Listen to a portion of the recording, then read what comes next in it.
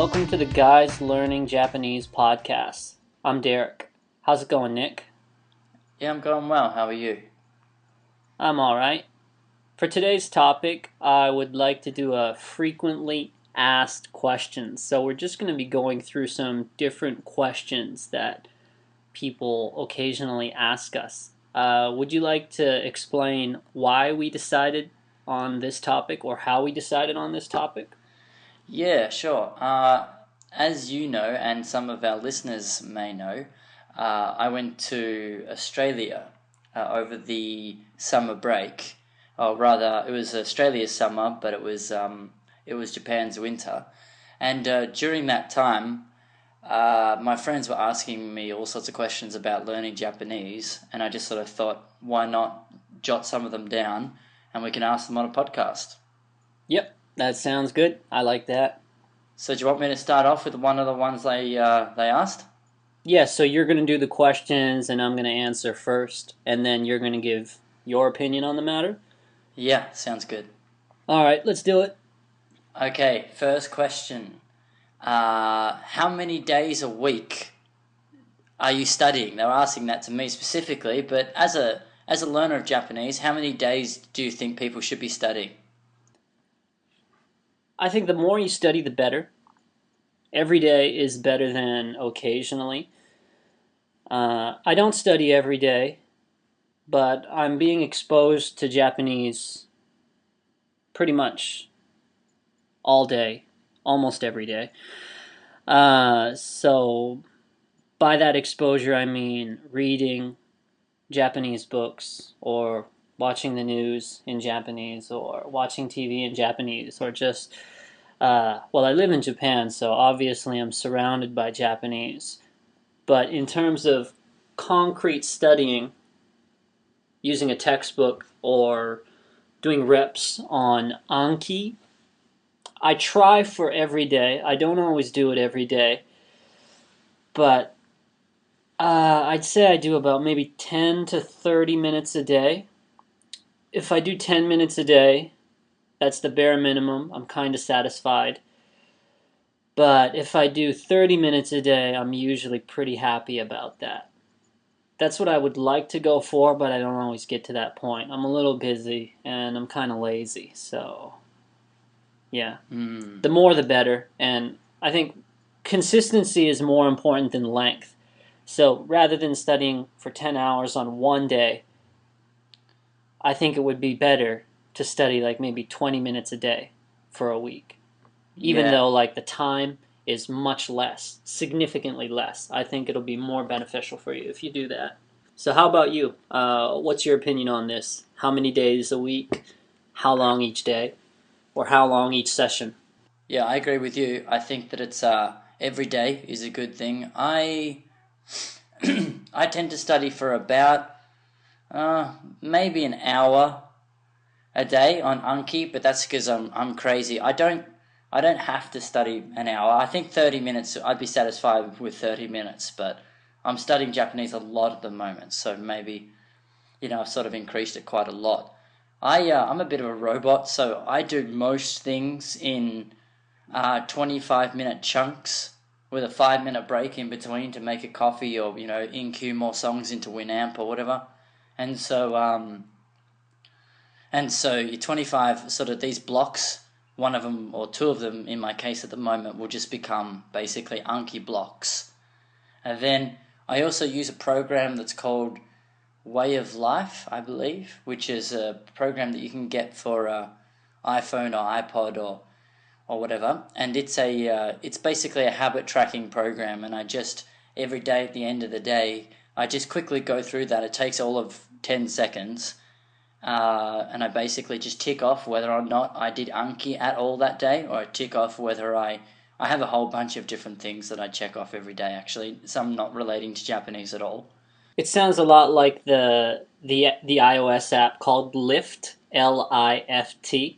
It's pretty good. It's basically an app that you use to try and reinforce or positively reinforce some kind of habit. Yeah. Unfortunately, a negative thing about is when you're a beginner or when you're at the beginnings of intermediate stages and things too, I think everything feels like study a bit more as well. Like you were saying that you will read books or watch TV or whatever. I mean, a lot of people, me included, for plenty of books and plenty of TV shows, would consider that study because it's kind of hard work. And but for you, who's definitely a higher level than me, you probably just consider that fun. You can just sit back and watch it. And so it's one of these things. I think the higher level you get, less and less will start to feel like study. Yeah, which is which is a good thing about getting better and better at the language. Yeah, it just becomes easier. Yeah, that's right. Okay, well, do you want me to move on to another question? Sure. Okay, here we go. How long, I got asked this one maybe 2 or 3 times, how long does it take to learn Japanese? How long does it take to learn Japanese? Yeah. I don't know, like a long time? I hate this question. Like, how am I supposed to answer this? Should I answer this in like time or like effort? How can I measure this? I think the question is being asked in time. Like they want to know: is it 2 years? Is it 5 years? Is it 10 years? Sort of thing.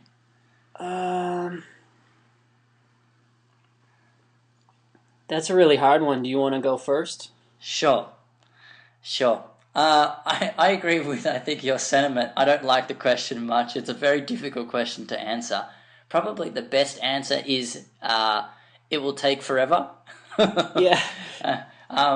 Because I don't tend to think that learning Japanese is a process that has a clear destination, and that destination equals fluency, or that destination equals native level. Because I think that even if you can call yourself fluent or you can call yourself native, just like in your native language, you're still learning. You could still open up a dictionary and there would be hundreds of words in there you wouldn't know. Or you can still watch a movie and hear words that you don't know. I don't really think, and there's just many situations that you haven't been in. I don't know anything about the language of pottery in English. I know the word kiln, and that's really about it. And I am a native to English, and I don't know anything about that type of language. And so there's all these other things I could potentially be learning, but I still consider myself a native level of English. And so it's kind of a worthless question. It's probably more harmful than good, actually. Yeah. Yeah, how about you? While you were giving that wonderful answer, I was thinking about mine. And I'll try and approach it a little less negatively. And I'll try and give the listener something that may actually be helpful for them. Like you said, it's an ongoing thing. It's an everlasting process. You can always be better. For me to get to the level of understanding native level conversations about simple topics, it probably took about 2 or 3 years. And that's just very simple conversations.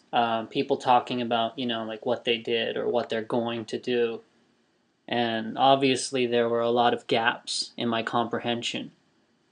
But just to get to that level of understanding and that base of vocab, it probably took 2 to 3 years. But to become functional as an adult in Japan, it took obviously much more time. So I was in Canada for about 3-4 years learning Japanese. And that was just obviously part-time. But then I came to Japan, and I've lived in Japan for about 7 years now. But I think it took 3 or 4 years of living in Japan to get to a point where I could function normally in society, where I could go to like a government building and just, if I had trouble, I could get help easily in Japanese. Well, maybe not easily, but just being able to take care of yourself in Japanese. took, yeah, so 3 years of experience in Canada studying part-time, and then 4 years of living in Japan, always being surrounded by Japanese. And for some people that live in Japan, they may live in a bubble, an English bubble, and never really get out of their comfort zone. Those people, they probably will never learn Japanese. It's all about, working with it. It's a muscle. You have to train it, and I think the more you use it, or the more efficiently you use it, the easier it'll be and the less time it'll take. And obviously, it's going to depend on the individual. Like, some people it'll take longer. So for me, considering my time in Canada, part-time in Canada, and then my time in Japan, I'd say it took, I don't know, let's say six years to be functional as an adult. Yeah, well, I would definitely say I'm not functional yet. I mean, I had I think I'm more like maybe a grade 5 kid in primary school. Around that level, I can kind of, if people are talking to me a little bit down to me, I can understand it fine.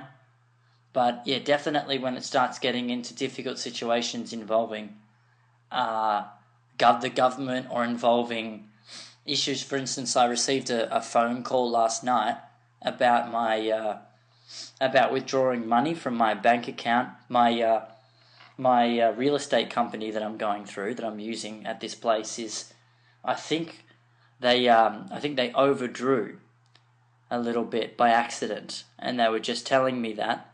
And they rang up to apologize and to tell me that it was not an easy conversation. Right. It was probably formal and polite, and Yeah. yeah.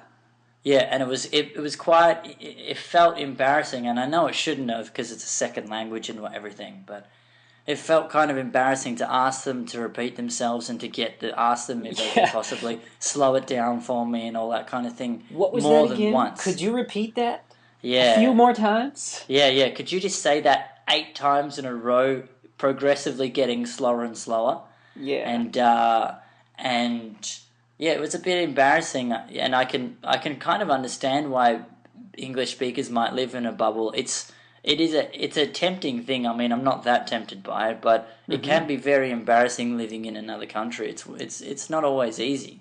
Yeah, the thing is too, like, if you're in this bubble, but you decide to start doing things for yourself, if you have a base of vocabulary, I think most Japanese staff, wherever you go, like, doesn't matter what shop or what facility you're at, everyone will be really helpful. And you can always ask people to explain things in a simple manner, because they have to deal with kids sometimes, so obviously they can explain things to kids in a manner that kids will understand it. And if there's really special terminology, they also have to explain this to, like, senior citizens who live out in the country, who are farmers. They may not have the technical terminology to understand what some shops are talking about. So it's not just you that doesn't understand. There are a lot of Japanese people that may not understand. So it's how you react in that situation. Do you just become recluse, or do you actually try and, get some, do you actually try and find the meaning of what they're trying to say? Yeah, for me, it's a question of pride. It's sort of, do I take the pride hit, but then ultimately understand what was said because I asked them to slow down 1,000 times, or do I go, no, my pride's not getting hurt today, and just act like I understood even though I didn't. Mm-hmm. I think this is a stupid question. I think we should move on. Like, honestly, how can we answer this well? I think we've given it more time than it deserves. Well, I have a really good question up next for you, actually. All right. The next question is, should you review, so this is very specifically relating to Japanese, should you review the same material until you master it, or should you move on to something new? This will be a quick answer for me.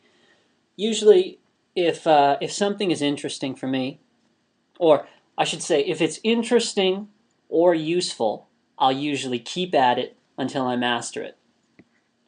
Usually because it's interesting and because it's useful.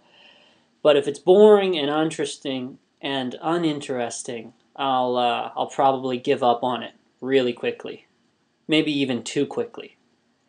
So I don't know if this is the best thing or the best advice for learners of Japanese, but this is what I do. How about you? I go by just case by case. Uh, for example, if I know that I want to be able to read the newspaper, but I just think it's over my head, so I don't touch it. And Do you think it's over your head, or do you know it's over your head?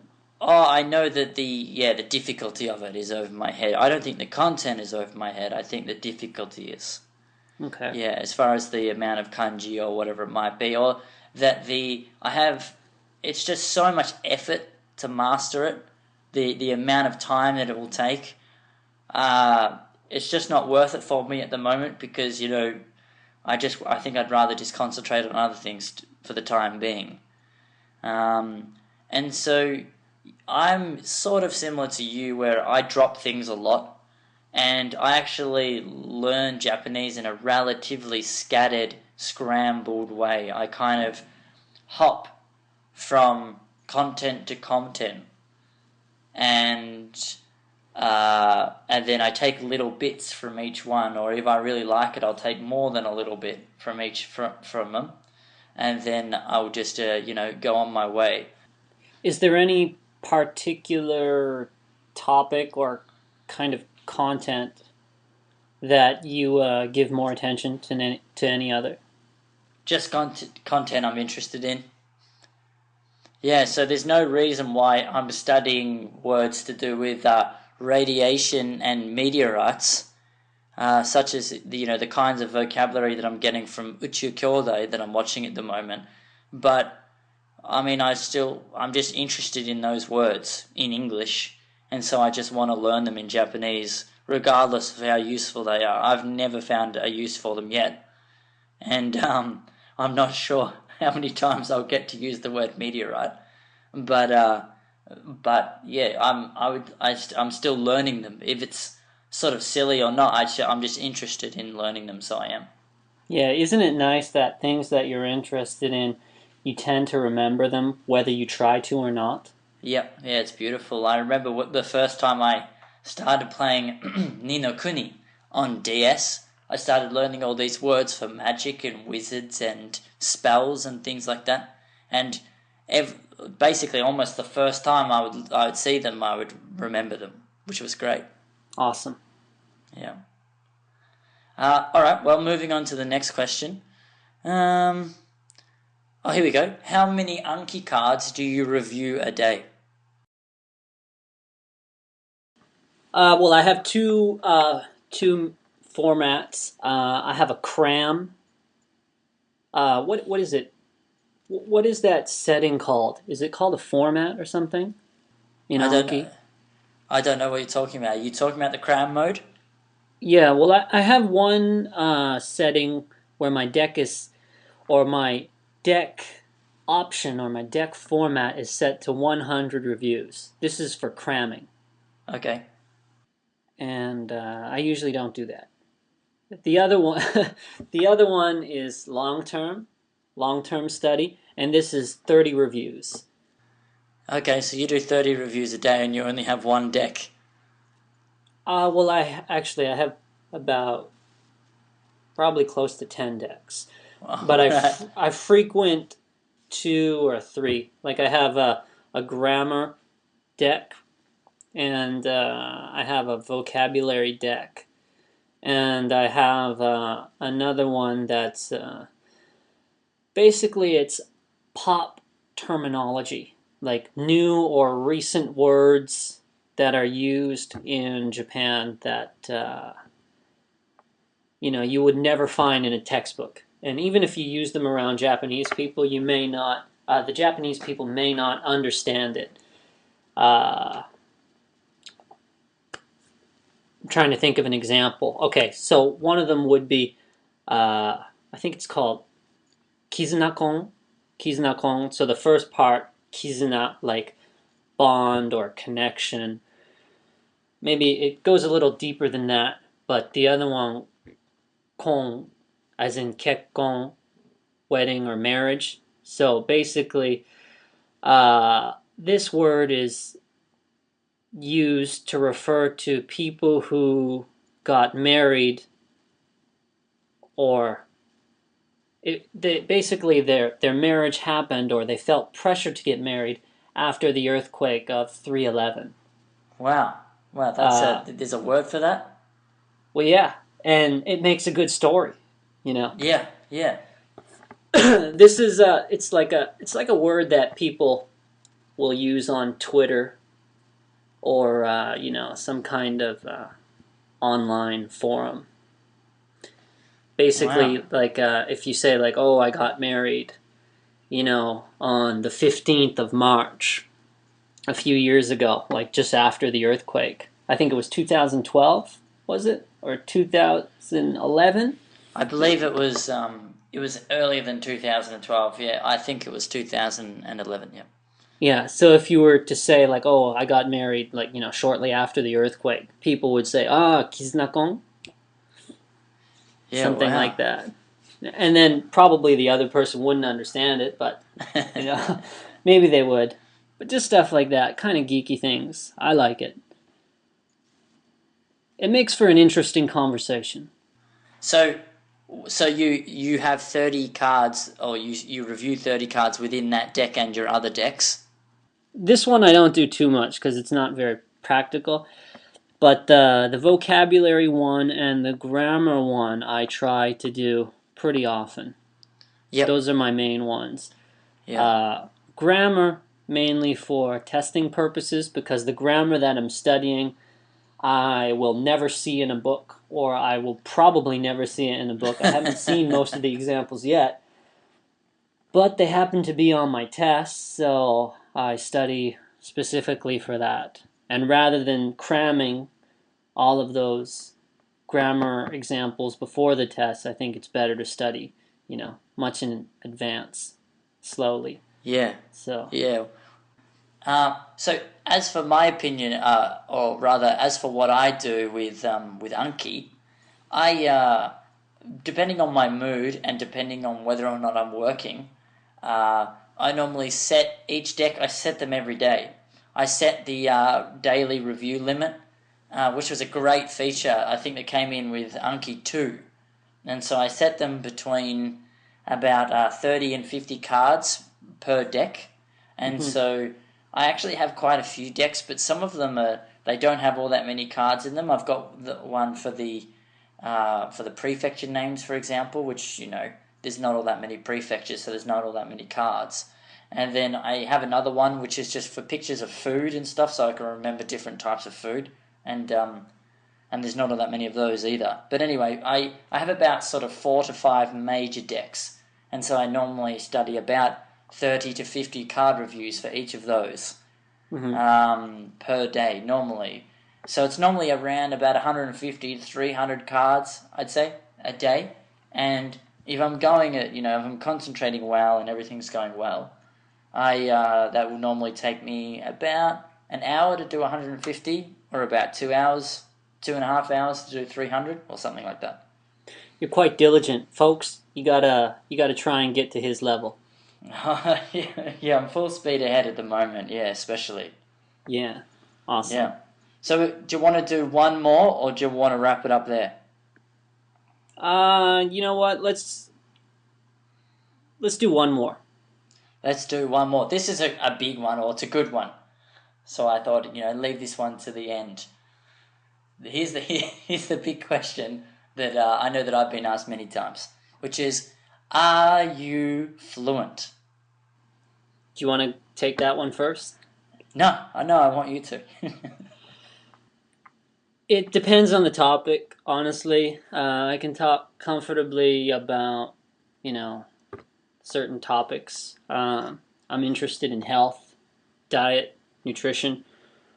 Uh, I can talk for a long time about that stuff, and I don't need any interaction from the partner. I will just talk, whether they're listening or not. I'll just go on and on about gut bacteria or, macronutrients and nutrition, things like that.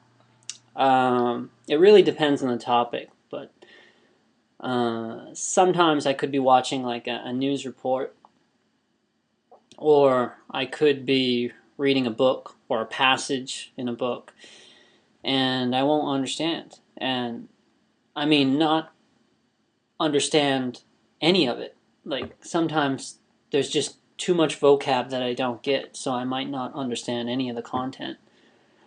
But I do read pretty often, and I usually understand what I'm reading, whether it be novels or things online or something that my friends may post on Facebook.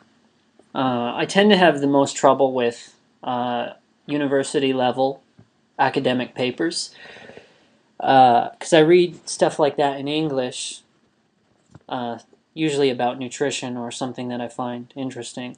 And because I'm interested in that as a topic, I try and read about it in Japanese, but it's kind of hard to understand. I don't have the vocabulary level.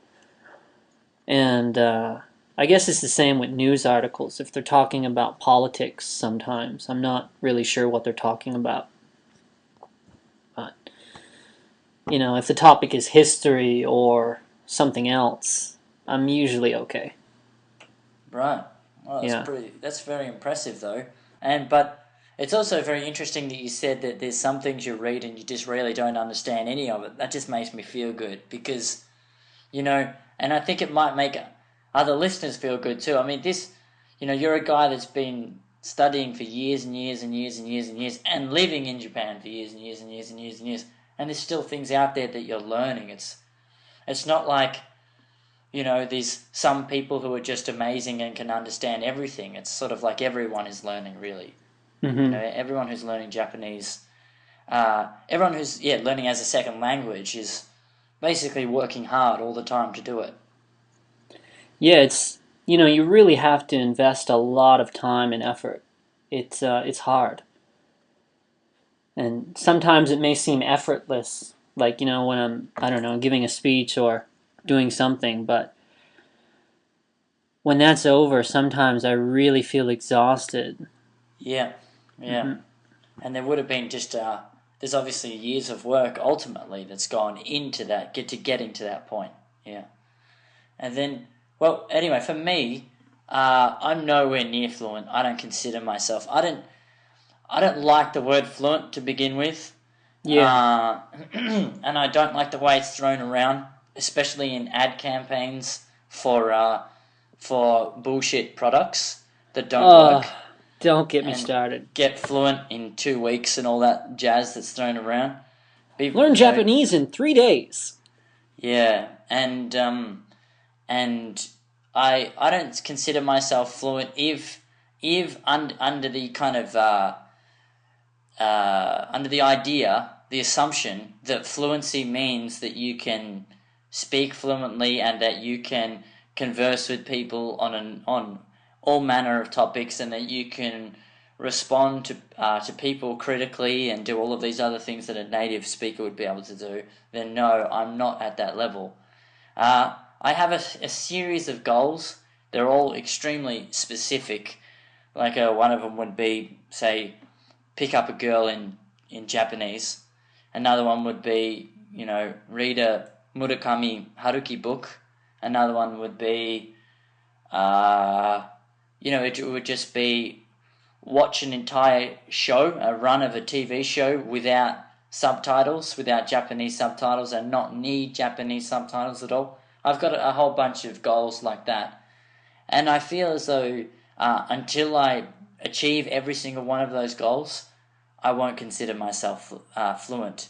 But I also don't really let that bother me. I mean, obviously I'm working hard at Japanese, but I don't let yeah, I also don't, I try not to think about destinations all that much because, like I was saying before, I don't think they really exist in Japanese. So I just sort of have my head down. I just keep on going every day, and I try not to think about mountain tops because I'm not even sure if there is one.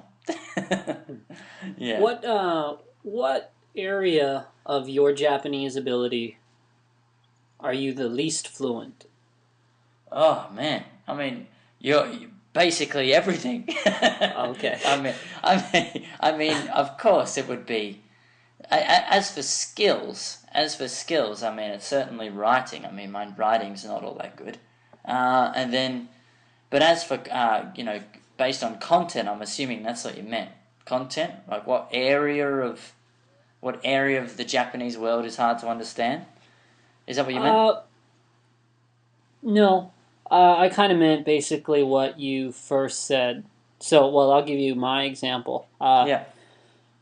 I feel really handicapped when I'm in a situation forced to use Keigo, like really polite or humble language. And I don't even know if it's because I can't do it, but it's the overall atmosphere. It's too formal. And I think that somehow affects me, maybe psychologically. And I just have trouble. Maybe I need some practice using Keigo or more practice delivering speeches in Keigo. But I always have a lot of trouble with that. And whenever I'm forced to use Keigo, especially during like a presentation, I feel really handicapped. Like I have a lot of trouble expressing myself clearly. Yeah. As for Keigo is obviously a massive problem, and then another one. Yeah, there's just whole areas of content which I also don't understand too. Like you were saying earlier about politics, I don't really know anything about politics in English, and I know I know practically nothing on Japanese politics as well, and so it's yeah. So that would be that would be a topic that I can't really contribute much or anything to whatsoever. Yeah. So you want to end it there? Yeah, we've run a bit long this time. Yeah. Whatever. I think it was a good show. Yeah, I think so too. We actually didn't get through all the questions I've written down here, but that doesn't matter. Yeah, I know. We're very popular. We just the email inbox is just overflowing with questions. But we'll get to them. I promise. So if you have any questions for us, please just ask us. We'd really like to give you our thoughts and opinions. Yeah. Mm-hmm. Anything else? No, I'm all good. All right. Thanks for listening, everybody. Okay, thanks for listening to the Guys Learning Japanese podcast. Send your questions to gljpodcasts@gmail.com. We'll answer your questions on the show.